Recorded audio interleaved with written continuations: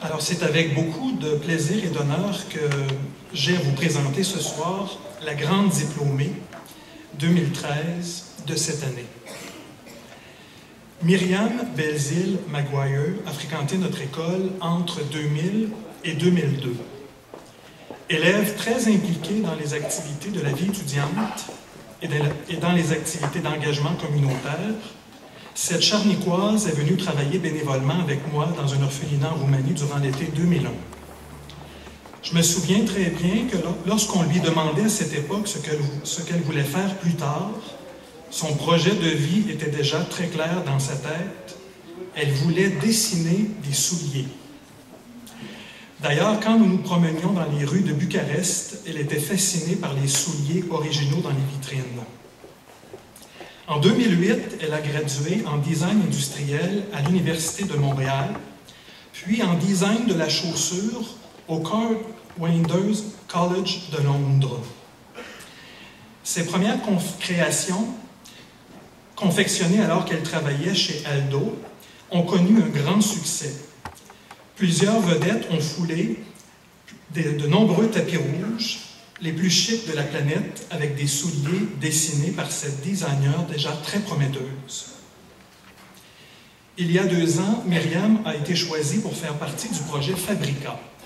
Le projet Fabrica, c'est la compagnie Benetton qui cherche parmi les meilleurs talents du monde dans différents domaines artistiques 10 personnes chaque année et les enferment dans un laboratoire en banlieue de Venise et ils financent leur création. Donc, il y a 2 ans, Myriam faisait partie de ce groupe très restreint de personnes qui avaient été choisies pour créer, pour cogiter.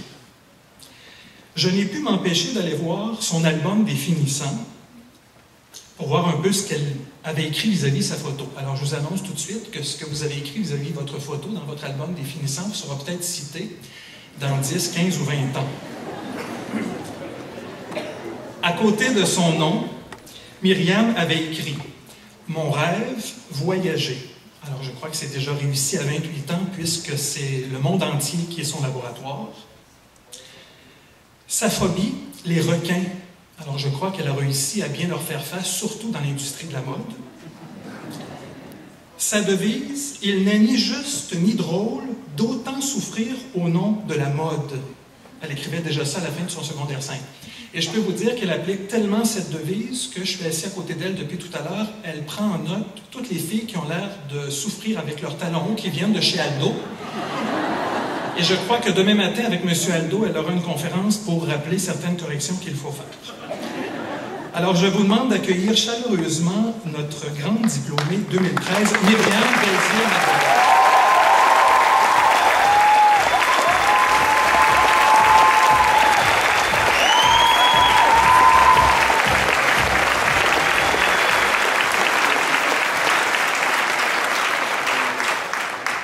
Bonsoir.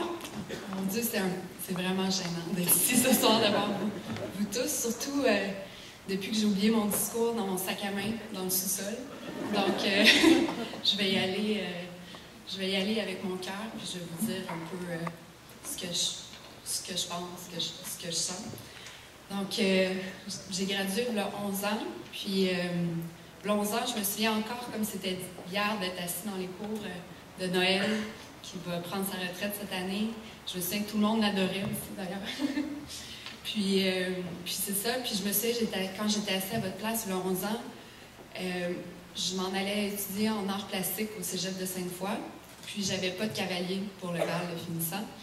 Puis donc tous les parents dans la salle, que leurs enfants n'ont pas de cavalier ou qui s'en vont étudier en arts plastiques, découragez-vous pas, ça va bien aller.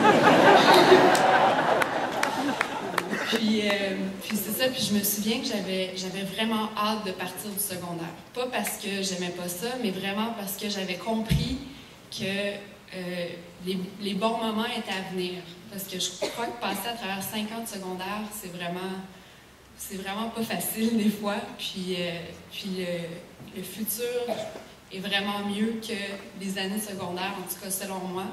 Parce qu'il y a plein de grandes étapes qui s'en viennent. Vous allez déménager de chez vos parents. L'université, c'est vraiment génial parce que vous êtes avec des gens qui partagent toute la même passion que vous. Puis c'est ça, donc je crois que vous devriez tous ici ce soir être enthousiastes de partir, parce que je me souviens, les gens pleuraient, tu sais, comme ils ne voulaient pas s'en aller, mais c'est des excellents souvenirs, Leslie, mais je crois que le meilleur est à venir.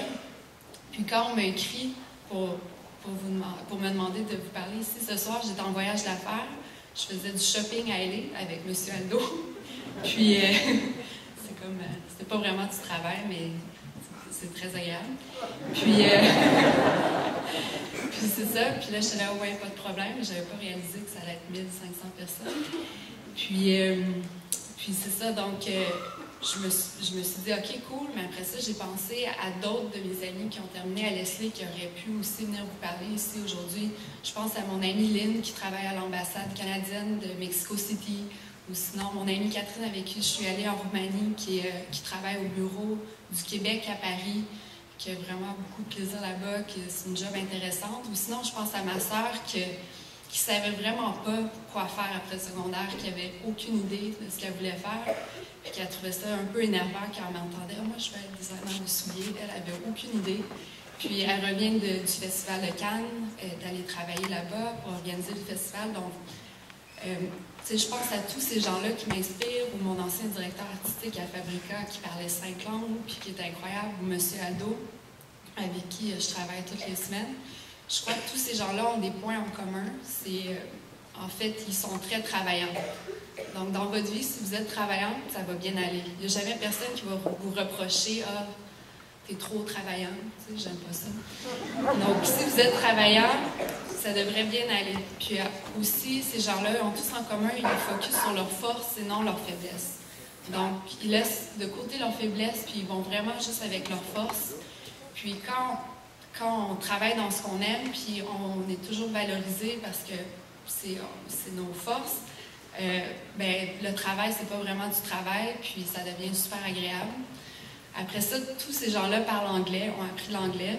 Quand je suis sortie de Leslie, à 11 ans, je parlais pas anglais. J'étais terrorisée quand je allais dans les restos de parler avec les anglais. Puis maintenant, je parle 3 langues, puis je pense apprendre le mandarin bientôt pour parler à mes fournisseurs. Puis le 4e point, je dirais que c'est des gens qui se laissent jamais intimider, qui sont modestes, mais qui se laissent jamais intimider par les situations.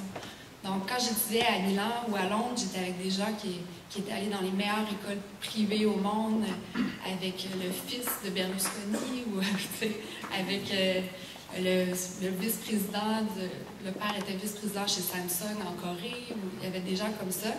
Puis, au jour le jour, en travaillant avec eux, en étudiant avec eux, on se rend compte qu'on est tous au même niveau. Ils ne sont pas nécessairement plus talentueux ou moins talentueux. Tout le monde est égal. Puis, en travaillant fort, je crois que tout est possible. Donc, ici, ce soir, j'aimerais vous dire qu'en étant finissant de Leslie, il n'y a rien qui peut vous arrêter. La seule personne qui va vous arrêter, c'est vous-même. Mais vivez vos rêves. Puis, moi, je suis à la recherche de d'autres rêves maintenant. Donc, merci beaucoup.